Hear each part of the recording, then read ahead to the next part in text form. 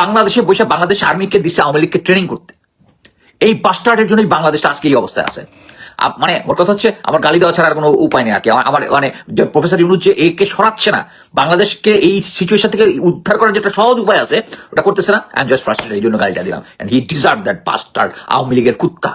আমাদের এই দেশের যেখানে নেতৃত্ব, আমাদের জনগণের নেতৃত্ব পয়দা হচ্ছিল না, সেখানে ওসমান হাদি আমাদের একটা নেতা তৈরি হচ্ছিল এবং নেতাকে থামায় দেওয়ার চেষ্টা করছে। আল্লাহ তুমি তাকে দীর্ঘ হায়াত দান করো, আমাদেরকে নেতৃত্ব দেওয়ার তৌফিক দান করো, তাকে দীর্ঘ হায়াত দান করো। আমিন। আপনারা সবাই আমার সাথে আমিন বলুন। Let's pray for him. ফার্স্টে আমি এখন যেটা বলবো সেটা হচ্ছে হাদিকে কেন খুন করার চেষ্টা করা হলো, বা চেষ্টাই বলবো খুন করার চেষ্টা করা হলো। এটা হচ্ছে প্রথমে হচ্ছে আমাদের ভিতরে একটা ভীতির সঞ্চার করে দেওয়ার জন্য। সামনে একটা নির্বাচন আছে। আমি আমার আগের জিনিসগুলো বলি যে আগে আমি আপনাদেরকে সবসময়ই বলেছি যে জেনারেল ওয়াকারকে, হ্যাঁ কিছু লোক বিরক্ত হবেন জেনারেল ওয়াকার, বাট এটাই হচ্ছে মূল সমস্যা, দেশের বর্তমানে মূল সমস্যা। একটা জিনিস বুঝতে পারবেন যে আমি আগেই বলেছি জেনারেল ওয়াকারকে রেখে নির্বাচনটা হবে না। আমি আপনাদেরকে বলি, আগে যখন আমার বাপের কাছে শুনছিলাম যে কি আইয়ুব খানের মার্শাল ল কি দেখলেই লোকজন ইয়াং পোলাপান সব ছোট ছোট শুরু করে দিত। আমি নিজে সেনাবাহিনীতে থাকার সময় দেখছি যে অ্যাটলিস্ট আমরা যখনই মাঠে নামছি ছেলেরা চুল ছোট করে ফেলছে। পাড়ার দোকানে যে চায়ের দোকান যেটা বসে ওইখানে চায়ের দোকানের মধ্যে লোকজন কম, সবার ভিতরে একটা ভীতির সঞ্চার হয়েছে।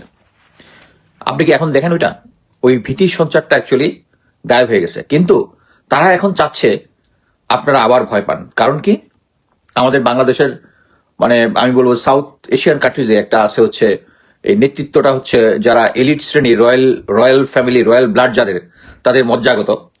সো আমরা একটা পাইছিলাম হচ্ছে কি বলে এটারে ফেরাউনের বংশ, আর একটা পাইছিলাম ভালো উম্মতের বংশ। সেটা হচ্ছে একটা ছিল হচ্ছে শেখ মুজিব, আর একটা ছিল প্রেসিডেন্ট জিয়া। সো এখন সব জায়গায় এই যে এলিট শ্রেণীর তাদের সন্তানরাই হবে, এটাই চলতেছে। কিন্তু হ্যাঁ, সন্তানটা যোগ্য হলে হইতে পারে, কিন্তু একটা জিনিস বুঝতে হবে যে ওসমান হাদি মাঠ থেকে উঠে আসা একজন নেতা, এবং সে অলরেডি তার যে সমস্ত বক্তৃতা আজকে বিভিন্ন সময় দেখলাম। সো তারা চাচ্ছে না যে এই ক্লাস থেকে একটা নেতা উঠে আসুক। আরেকটা জিনিস বলি, সেটা হচ্ছে আপনারা দেখেছেন যে আমি এর আগে বলেছি যে যখন শেখ হাসিনার আমল যখন ছিল, 2024-এর ইলেকশনটা যখন ছিল, তখন আপনার মনে আছে আমি একদিন বলেছিলাম যে মনির হায়দার সাংবাদিক, যিনি এখন সরকারের একটা পদে আছেন, এবং ওই আওয়ামী ঘরানার লোকজনই তাকে বসাইছে। কারণ কি, সে আমাকে নিজেই গোয়েন্দা সংস্থার পক্ষে রিক্রুট করার চেষ্টা করছিল, আমার মাধ্যমে অন্যান্যদের সাথে, ইউটিউবারদের সাথে যোগাযোগ করা একটা কিছু করতে চেষ্টা করছিল। সে কখন কি গল্পগুলো বলতো যে হ্যাঁ বিএনপির এতজন লোক অলরেডি কি বলে ইয়ার ভিতর আছে, কি বলে 5 স্টার হোটেলের মধ্যে আছে, ইয়ে করতেছে, এদের সাথে নেগোসিয়েশন করতেছে আওয়ামী লীগ গোয়েন্দা সংস্থা, ব্লা ব্লা ব্লা। তার মানে হচ্ছে তখন আপনাদের মনের ভিতরে যারা রেস্ট অফ দ্য পিপল ছিল, যে যারা নির্বাচনে যাবে কি যাবে না এরকম ডিসাইড করতেছে, তাদের উপরে প্রেশার ক্রিয়েট করা যে হ্যাঁ অর্ধেক তো অলরেডি আওয়ামী লীগে জয়েন করে ফেলছে। এটা করতো কার মাধ্যমে? মনির হায়দারের মাধ্যমে। কারণ মনির হায়দার তখন ডিজিএফ এর সাথে তার কানেকশন ছিল, এবং ডিজিএফ এর যে কানেকশন এটা মানে তার অনেক আগে থেকে ডিজিএফ এর সাথে কানেকশন ছিল। এটা আমি এক্সপোজ করার পরেও তার কিন্তু কোনো রেসপন্স এখন পাই নাই। আচ্ছা এখন কি হচ্ছে, এখন সামনে একটা ইলেকশন হচ্ছে না, সেম সিচুয়েশন। আচ্ছা সিচুয়েশনটা কেমনে আসবে সেটা হচ্ছে, এখন কাকে সাপ্লাই দিচ্ছে গোয়েন্দা সংস্থা? জুলকারনাইন স্যারকে।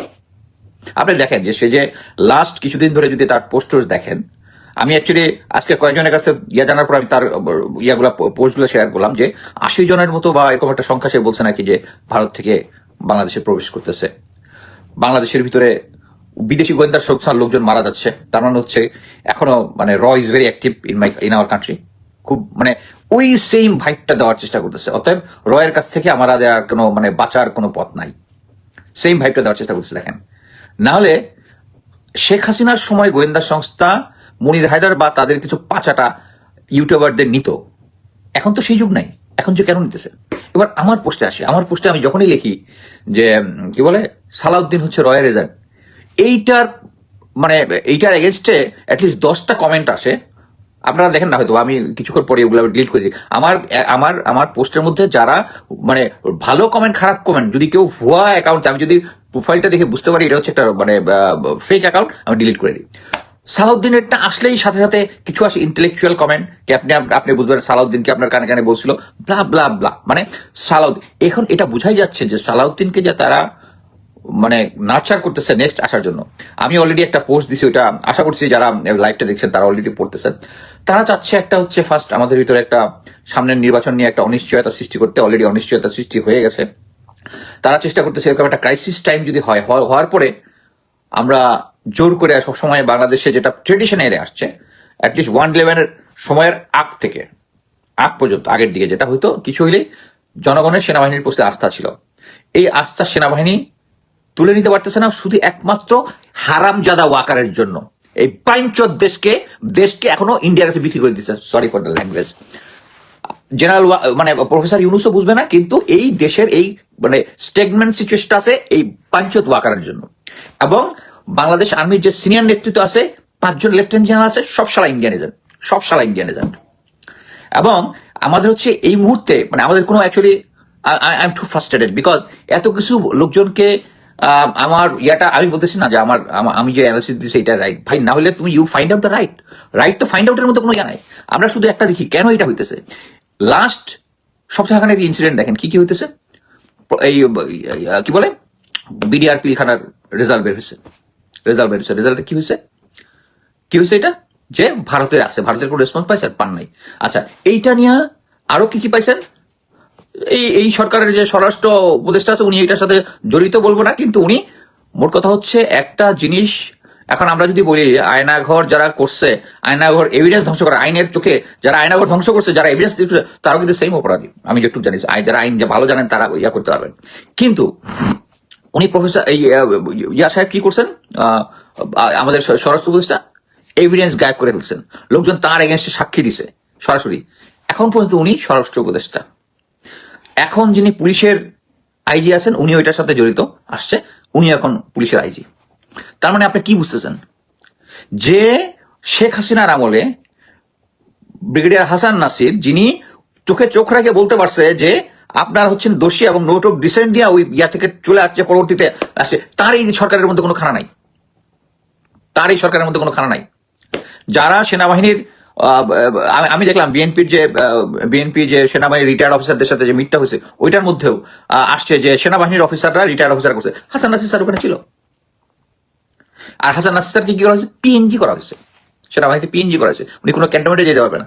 উনার যেটা রাইট, সেনাবাহিনী যে রাইটটা দিয়েছে, সরকার যেটা দিয়েছে, যে উনার সিএমএ যে চিকিৎসা উনি নিতে পারবে না এই হারামজাদা আকারের জন্য। এবং যতগুলা আছে মানে আপনারা ঠিক বুঝতেছেন না যে এই 5ই আগস্টের সময় যে সমস্ত ইয়াং অফিসাররা মাঠে নামছিল এপিসি নিয়ে সরকার ইয়ার পিছনে, জনগণের পিছনে, তারা এখন ইয়ার ভিতরে আছে। এবং আমাদের প্রফেসর ইউনুস এটা বুঝবেনও না। সো এখন যেটা হচ্ছে সেটা হচ্ছে এই আগামী মাসখানেক এই নির্বাচনের আগ পর্যন্তই এরকম চলতে থাকবে। এই যে আগে যেরকম কি বলে মনির হায়দার, এখন হচ্ছে জুলকারনাইন স্যার, তাকে এই মনে করেন যে আমরা তো আর্মির ইনসাইড ইনফরমেশন পাচ্ছি দিচ্ছি, ভেরিফাই করতেছি, কিন্তু কিছু জিনিস যেগুলো আছে এগুলো হচ্ছে একতরফা ভাবে ডিজিএফআই কিন্তু আমাকেও দেয়। এই যে মনে করেন আজকে একটা ইনফরমেশন দিয়ে একটা বাস চলে যাচ্ছে, রানিং বাসের মধ্যে আগুন, এটা কি জন্য? আপনার ভিতর প্যানিক সৃষ্টির জন্য। আমাকে যখন তারা দিছে এটা অন্যান্য যারা ইউটিউবার ইয়া করার একই সাথে আমি পাইছি, আমি এটা দিই না, কারণ এটা হচ্ছে কি তারা চাচ্ছে আমি এটা পোস্ট করি, এটা নিয়ে লোকজন একটা প্যানিক করুক, এবং তারা চাচ্ছে আমাদেরকে প্যানিক সৃষ্টি করতে, এবং প্যানিক সৃষ্টি করে আমরা জেনারেল ওয়াকারকে গিয়ে বলবো আপনি আমাদের রক্ষা করেন। সেই আগের আর্মি, মোট কথা হচ্ছে আর্মি ইজ গুড, বাট তার নেতৃত্বটা যদি আপনারা চেঞ্জ না করেন, এবং গোয়েন্দা সংস্থা মানে কি, আমি ক্লিয়ারলি বললাম যে আগে শেখ হাসিনার আমলে যেরকম মানে আমাদের ইয়ার এগেনস্টে যে বট কমেন্ট গুলা হইতো, আমি ওই জিয়া সাইবার টিভির বট কমেন্ট চিনি, জামাত শিবিরের বট কমেন্ট চিনি, এগুলো দেখে আমার অভ্যস্ত হয়ে গেছি, বাট এগুলো সমস্ত ডিজিএফআই চালাইতেছে। ডিজিএফআই তো এখন ইন্টারেস্ট হওয়ার কথা না যে সালাউদ্দিন প্রধানমন্ত্রী হবে না কে প্রধানমন্ত্রী হবে, ইয়া কখন হবে কি বলে, আর আমাকে গুজববাজ হিসেবে মানে প্রচার করার জন্য এখনো গোয়েন্দা সংস্থাগুলো এখনো মাঠে। সো এতেই আমাদের কোথাও কোনো ডাউট নাই যে এখন পর্যন্ত গোয়েন্দা সংস্থাগুলো চলতেছে জেনারেল ওয়াকারের কথায়, ইন্ডিয়ার কথায়।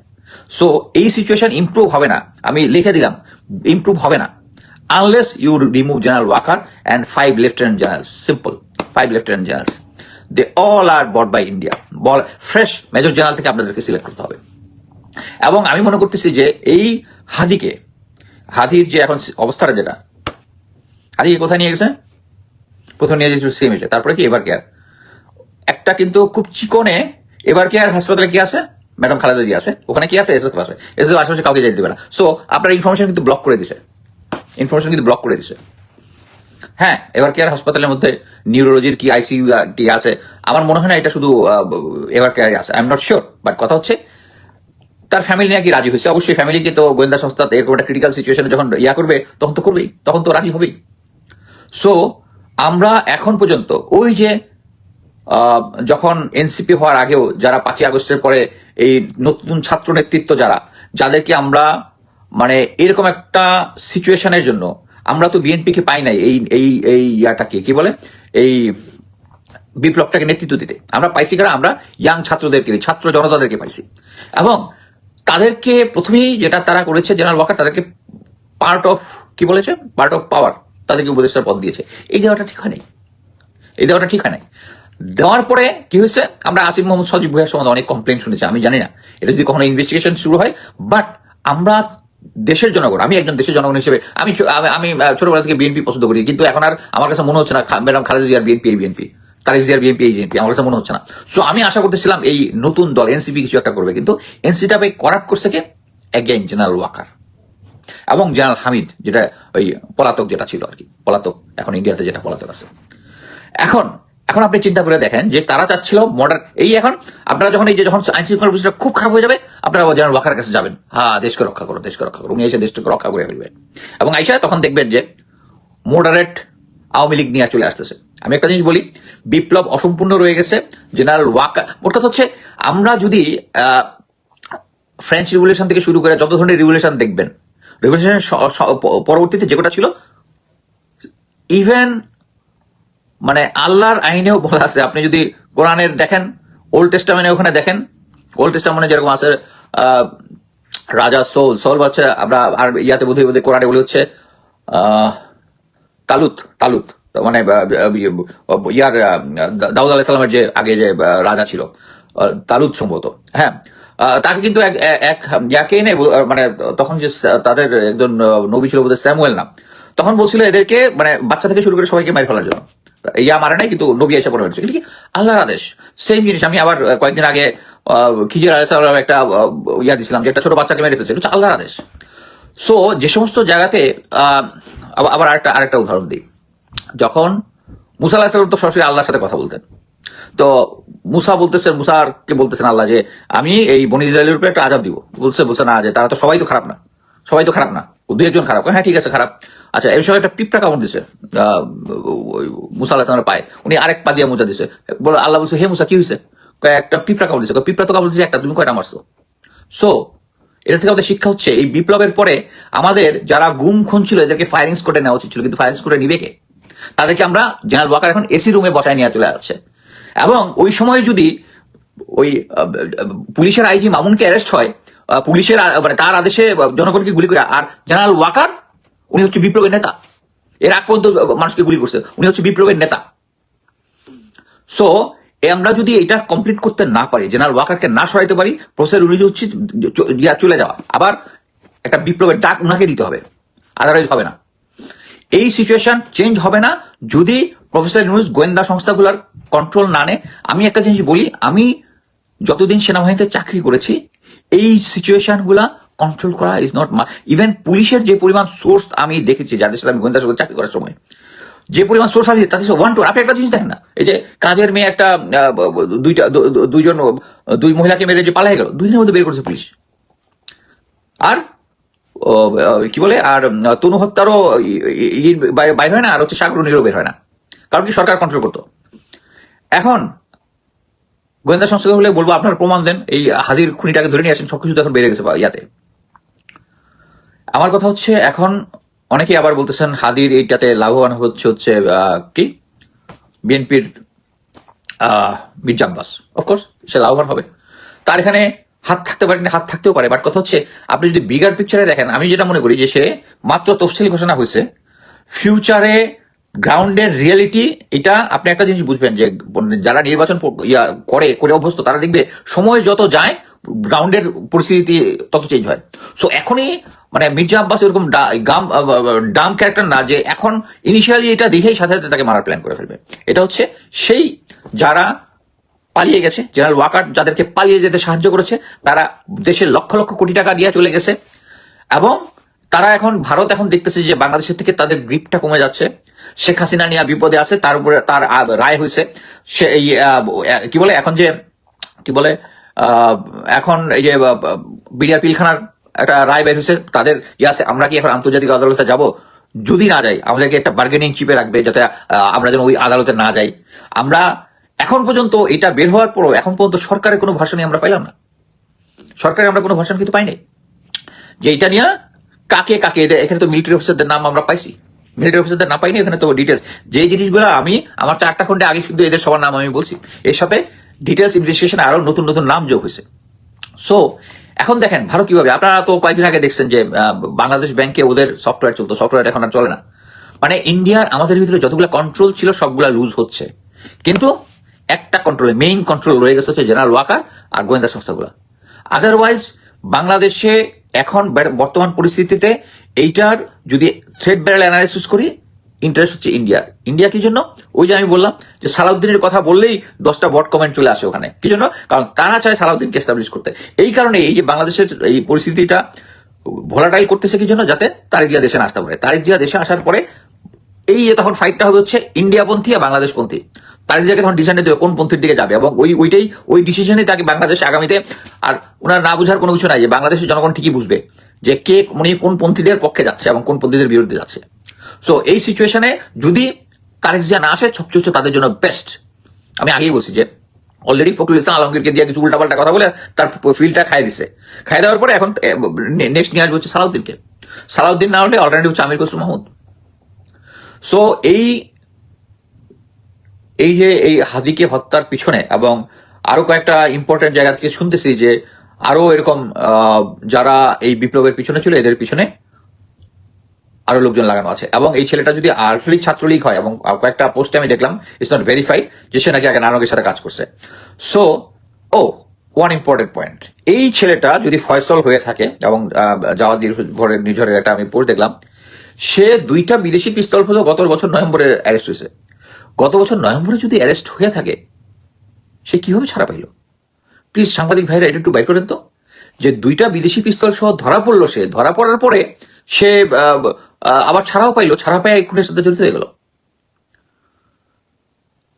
আমি একটা সহজ জিনিস বলি, আমার কাছে যেটা মনে হচ্ছে এটা অ্যাজাম্পশনটা হচ্ছে আচ্ছা তুই তো গোয়েন্দা সংস্থা কি বলবে, তুই তো ধরা খেয়েছিস, এই তোর তো এই হয়ে যাবে, তোর বাঁচাই নিয়ে আসবো, তারপরে যে কাজ দিব এটা করবি।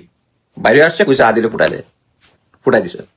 এটা আমি একটা অ্যাজাম্পশন বললাম, বাট জিনিসগুলো এরকমই হয় যখন দেখা যায় যে একজন হাউ হি ফ্রিড ফ্রম র্যাব। হ্যাঁ এটাই বলছিলাম, your brothers সালাউদ্দিনের Waker yes.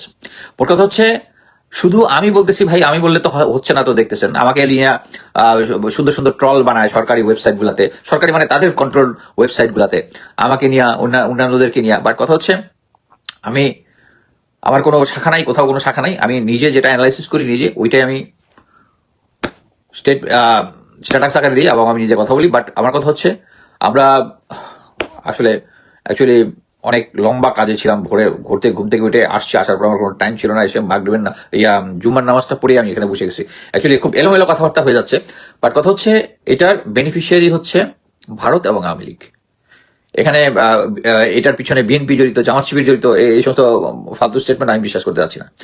It's a bigger picture. কেন্দ্র ভিত্তিক, আসন ভিত্তিক যেটা শুরু হবে এটা আরো পরে শুরু হবে, এটা এখনো শুরু হয় নাই, এটা আমার অ্যাজাম্পশন, এটা এখনো শুরু হয় না। বাট কথা হচ্ছে আচ্ছা একজন বলছে যেখানে ওয়াকার কি কিভাবে সরানো যায়, it's very easy. Professor Yunus শুধু একটা তার অর্ডারটাতে সাইন করবে, সাইন করে একটা মিডিয়াতে পাঠাবে, একটা প্রেসিডেন্ট কাটবে, প্রেসিডেন্ট সাইন করার দরকার নাই। যখন এটা সাইন হয়ে যাবে এফডিতে আসবে, যখন এফডিতে আসবে সেনাবাহিনী বাকিটা কাজ করে ফেলবে। ওনার কোনো নাই। উনি তার আপনার কি জেনারেল নাসিমের কথা মনে নাই?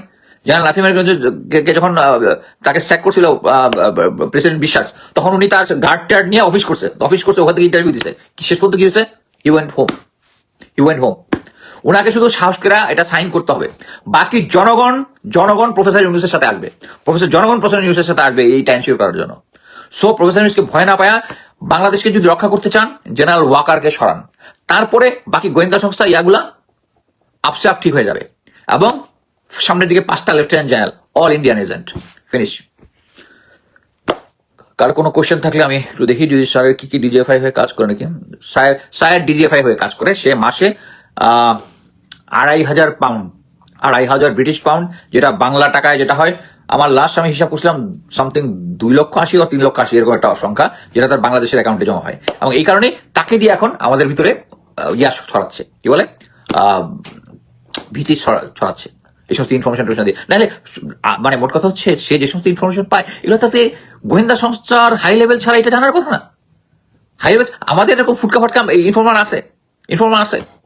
এখন আপনি কিন্তু এখন দেখতে পারেন যে আপনার মনে আছে এই একটা মেজর, নামটা ভুলে গেছি, আমি প্রথম খবর দিছিলাম যে সে 198 দিন ছুটি নিয়ে আর আওয়ামী লীগকে ট্রেনিং দিচ্ছে।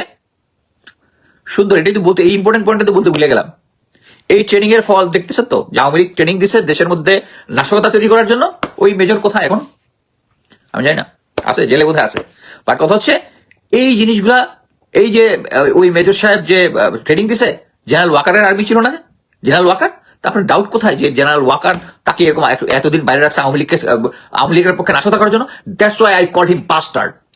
বাংলাদেশে বসে বাংলাদেশ আর্মিকে দিচ্ছে আওয়ামী লীগকে ট্রেনিং করতে। এই বাস্টার্ডের জন্যই বাংলাদেশটা আজকে এই অবস্থায় আছে। মানে মোট কথা হচ্ছে আমার গালি দেওয়া ছাড়া আর কোনো উপায় নেই আর কি। আমার মানে যে প্রফেসর ইউনূস যে একে সরাচ্ছে না, বাংলাদেশকে এই সিচুয়েশন থেকে উদ্ধার করার যেটা সহজ উপায় আছে ওটা করতেছে না। আই এম জাস্ট ফ্রাস্ট্রেটেড, এই জন্য গালিটা দিলাম। And he deserve that bastard Awami লীগের কুত্তা। ইনকিলাব মঞ্চের মুখপত্র, জননেতা, তারুণ্যের আইকন, একবিংশ শতাব্দীর অন্যতম শ্রেষ্ঠ বীর, এই মুহূর্তে পুরো বাংলাদেশের নয়নের মণি, পুরো জাতি যার দিকে তাকিয়ে আছে, সেই শরীফ ওসমান হাদী, তার জন্যে, তার উপর যে হামলা, সেই হামলার প্রতিবাদে পুরো বাংলাদেশে দেশব্যাপী জামাত শিবির জনতা জেগে উঠেছে, রাজপথে নেমে পড়েছে। ইউনূস সরকারও নড়েচড়ে বসেছে। এবার চূড়ান্ত দফারফা হবে। দর্শক, শরীফ ওসমান হাদীর এই ঘটনার মধ্য দিয়ে সন্ত্রাসের মূলোৎপাটন হবে। আরো অন্যান্য যারা অবৈধ অস্ত্রধারী, কেউ রক্ষা পাবে না, সবার বিরুদ্ধে অ্যাকশন আসবে। অতএব বিএনপি এবার উচিত শিক্ষা পাবে। এই ঘটনা বিএনপি ঘটিয়েছে আমি একবারও বলিনি। জনগণ বিএনপিকে সন্দেহ করছে, এবং সন্দেহ করার কারণ আছে, এটা বলছি। অ্যানালজি করছে, 2 2 4 মিলাচ্ছে, বাট অরিজিনাল কালপ্রিট কারা এটা তদন্তের মাধ্যমে বের হবে। এবং আমার সন্দেহ সরাসরি আওয়ামী লীগ এবং ভারত এই কাজ করতে পারে। এজন্য ডক্টর ইউনূস সরকার এখানে কোনো দুর্বলতা দেখাচ্ছে না। তবে স্বরাষ্ট্র উপদেষ্টা, বিএনপি স্বরাষ্ট্র উপদেষ্টা, এর যথেষ্ট অযোগ্যতা আছে। এই স্বরাষ্ট্র উপদেষ্টাকে সরিয়ে এই মুহূর্তে স্বরাষ্ট্র মন্ত্রণালয়ের দায়িত্ব যদি প্রফেসর ইউনূস নিজে নিতে পারেন সবচাইতে ভালো হয়। যদিও বেশি ভিজিট করা আবার ইউনূসের পক্ষে সম্ভব না, কিন্তু ওভারঅল সরকার বসে নাই। ডক্টর ইউনূসের নির্দেশে অতি দ্রুত কালপ্রিটদের ধরতে সরকার সর্বোচ্চ চেষ্টা করছে, এবং শরীফ ওসমান হাদীর সুস্থতার জন্য, চিকিৎসার জন্য যা করা দরকার সরকার সর্বোচ্চ গুরুত্বের সাথেই করছে। এর মানে বাংলাদেশে এখন সবচেয়ে বড় ভিভিআইপি শরীফ ওসমান হাদী। পুরো জাতি তার জন্য দোয়া করছে। সরকার একদম টপ প্রায়োরিটি দিয়ে এই কাজ করছে। অপরাধীদের ধরতে পুলিশ নেমে গেছে, এবং জনগণ যেভাবে সোচ্চার হয়েছে। বিশ্ববিদ্যালয়গুলোতে, বাংলাদেশের প্রথম সারি সব বিশ্ববিদ্যালয় কার্যত শিবির ক্ষমতায়, যদিও সব ছাত্র সংগঠনের সমান বাক স্বাধীনতা আছে, সমান অধিকার আছে। ছাত্র সংসদের নেতৃত্বে প্রত্যেকটা বিশ্ববিদ্যালয় উত্তাল। এর মানে এই চোটে চাঁদাবাজদের এবার খবর আছে, যারা চাঁদাবাজি করে, অস্ত্রবাজি করে, এবং নিজ দলের নেতাকর্মীদের নিজেরা হত্যা করে অবৈধ অস্ত্র দিয়ে। এবার কারো রেহাই নাই, জনগণ জেগে উঠেছে। জামাত শিবির দেশের বিভিন্ন জায়গায় অঘোষিত ইনফরমাল বিক্ষোভ মিছিল করছে, ইউনিয়ন পর্যায়ে, উপজেলা পর্যায়ে। কেন্দ্রীয়ভাবে জামাত কর্মসূচি দিচ্ছে। আমিরে জামাত সাথে সাথে ছুটে গিয়েছেন। সাধারণত যে চিত্র আমরা দেখি না, সে চিত্র দেখছি। জামাতের মহিলা বিভাগ আনুষ্ঠানিকভাবে স্টেটমেন্ট দিয়েছে। চট্টগ্রাম বিশ্ববিদ্যালয়ে শিবির চাকসুর উদ্যোগে সাথে সাথে বিক্ষোভ মিছিল ফেটে পড়েছে চট্টগ্রাম বিশ্ববিদ্যালয়। রাজশাহী বিশ্ববিদ্যালয় উত্তাল, বিচার করতে হবে, অপরাধীদের ধরতে হবে। বাংলাদেশের বর্ডারগুলোতে পাহারা বসানো হয়েছে যে বর্ডার থেকে ভারতে যেন পালাতে না পারে, কারণ এই ধরনের অপরাধীরা নর্মালি ভারতেই পালায়, পালাতে পারবে না। তারা শুনবেন যে গ্রেপ্তার হবে, অচিরেই গ্রেপ্তার হবে। দর্শক, জাহাঙ্গীরনগর বিশ্ববিদ্যালয়ে কঠিন সিদ্ধান্ত নিয়েছে। মানে এই ঘটনা, শরীফ ওসমান হাদির উপর হামলার ঘটনা শুধু এই শরীফ ওসমান হাদির মধ্যে সীমাবদ্ধ থাকবে না। যেহেতু সরকার এবং জনতা জেগে উঠেছে, জামাত শিবির জনতা জেগে উঠেছে, সমস্ত চাঁদাবাজদের এবার খবর আছে, সমস্ত অস্ত্রবাজদের এবার খবর আছে। আওয়ামী লীগের কেউ এবার আর রক্ষা পাবে না। জনগণ গ্রামে গ্রামে, হাটে বাজারে আওয়ামী লীগ ধরে পিটাবে। এবং আওয়ামী যারা চাকরি করত, যেমন বিশ্ববিদ্যালয়ের শিক্ষকরা দেখেন যে গোপনে এখনো আসে এবং ছাত্ররা ধাওয়া দেয়, এদের চাকরি যাবে এবার। জাহাঙ্গীরনগর বিশ্ববিদ্যালয়ের শিবির ছাত্র সংখ্যা তারা সিদ্ধান্ত নিয়েছে, আজ ওসমান হাদি কাল অন্য কেউ। জাবিতে জুলাই হামলায় অভিযুক্ত শিক্ষক, কর্মকর্তা, কর্মচারীদের বিচার নিষ্পত্তির আগ পর্যন্ত আজ থেকে জাহাঙ্গীরনগর বিশ্ববিদ্যালয় রেজিস্ট্রার অফিস ভবনে অনির্দিষ্টকালের জন্য তালা ঝুলবে। এর মানে জরুরি ভিত্তিতে এই অভিযুক্তদের চাকরিচ্যুত করা হবে। অনেককে পুলিশের কাছে ধরিয়ে দেওয়া হবে। জাহাঙ্গীরনগর বিশ্ববিদ্যালয় এটা স্টার্ট করেছে, ঢাকা বিশ্ববিদ্যালয় এটা ঘটবে। এর মানে ওই যে জামাইল্লা যাদেরকে দেখেছিলেন, ওরা কেউ রক্ষা পাবে না, ওদের চাকরি যাবে, ওদেরকে পুলিশ ধরবে। এই ঘটনার জের ধরে ওদেরকে ধরা হবে। দর্শক, ডক্টর ইউনূস সরকারের যে বিবৃতি, এটা প্রমাণ করে যে সরকার অত্যন্ত সোচ্চার। ওসমান হাদির উপর হামলাকারীদের দ্রুত আইনের আওতায় আনতে প্রধান উপদেষ্টার নির্দেশ। এর মানে আর এই ওসমান হাদির উপর হামলাকারীদের দ্রুত আইনের আওতায় আনতে গেলে আরো অনেক অপরাধীদের ধরতে হবে। এবং জনগণ এই অন্যান্য সামাজিক অপরাধ যেমন চাঁদাবাজ সহ বিভিন্ন অপরাধের বিরুদ্ধে সোচ্চার। অতএব বিএনপির রেহাই নাই। রাজধানীর বিজয়নগর এলাকায় ইনকলাব মঞ্চের মুখপাত্র ঢাকা ৮ আসনে সম্ভাব্য স্বতন্ত্র প্রার্থী শরীফ ওসমান হাদি দুর্বৃত্তদের গুলিতে গুরুতর আহত হওয়ার ঘটনায় গভীর উদ্বেগ প্রকাশ করেছেন অন্তর্বর্তী সরকারের প্রধান উপদেষ্টা প্রফেসর মোহাম্মদ ইউনূস। তিনি বলেন, নির্বাচনী পরিবেশে এমন সহিংস হামলা একেবারেই অগ্রহণযোগ্য এবং দেশের শান্তিপূর্ণ রাজনৈতিক অঙ্গনের জন্য একটি অত্যন্ত দুঃখজনক ঘটনা। আহত ওসমান হাদির সর্বোচ্চ চিকিৎসা নিশ্চিত করতে সংশ্লিষ্টদের প্রয়োজনীয় সব ব্যবস্থা গ্রহণের নির্দেশ দিয়েছেন প্রধান উপদেষ্টা। এছাড়া চিকিৎসা কার্যক্রম নিবিড়ভাবে তদারকি করার জন্য স্বাস্থ্য মন্ত্রণালয়কে প্রয়োজনীয় দিক নির্দেশনা প্রদান করেছেন। আল্লাহ রাব্বুল আলামিন শরীফ ওসমান হাদিকে সম্মানিত করেছেন। দেখেন, আমরা দোয়া করি শরীফ ওসমান হাদি ফিরে আসুক। ফিরে আসলে শরীফ ওসমান হাদি যে এমপি হবেন, এটা সম্ভবত কেউ ঠেকাতে পারবে না। জামাত কখনো শরীফ ওসমান হাদির বিরুদ্ধে প্রার্থী দিবে না। তাহলে মির্জা আব্বাসকে নির্বাচন করবেন না, এই কাজ মির্জা আব্বাস করতে পারবে না। জামাত চোখ বুঝে শরীফ ওসমান হাদিকে সমর্থন দিয়ে দিবে, আর জনগণ তাকে ভোট দিবে যদি আল্লাহ তাকে জীবিত রাখেন। আর এই অবস্থায় শরীফ ওসমান হাদি যে সম্মান পাচ্ছে, সরকার যেভাবে গুরুত্ব দিচ্ছে, এটা তার অর্জন, একজন বিপ্লবীর অর্জন। এই অর্জন এবং জনগণের দোয়ার মাধ্যমে তিনি আমাদের মাঝে ফিরে আসুক। একই সঙ্গে প্রধান উপদেষ্টা আইনশৃঙ্খলা রক্ষাকারী বাহিনীকে দ্রুত ব্যাপক তদন্ত চালিয়ে হামলায় জড়িত সবাইকে শনাক্ত করে আইনের আওতায় আনার কঠোর নির্দেশনা দিয়েছেন।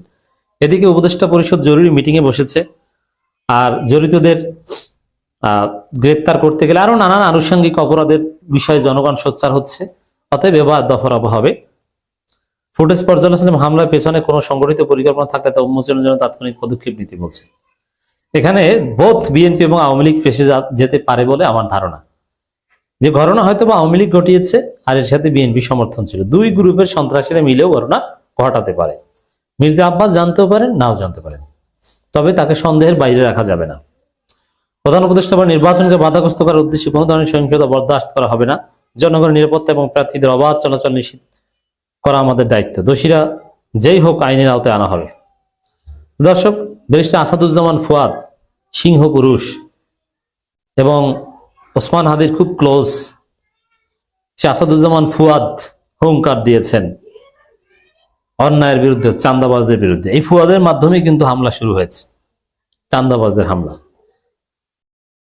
রাজশাহীতে মিছিল করেছে শিবির, ডাকসুতে শিবির বিক্ষোভ মিছিল করেছে, শিবির দোয়া অনুষ্ঠান ঘোষণা করেছে, বিক্ষোভ মিছিল ঘোষণা করেছে। মহিলা জামাতও প্রতিবাদ জানিয়েছে, আমির জামাত তো সাথে সাথে দৌড়ে গেছেন। এর মানে জনতা জেগে উঠেছে, এবার দফারফা হবে।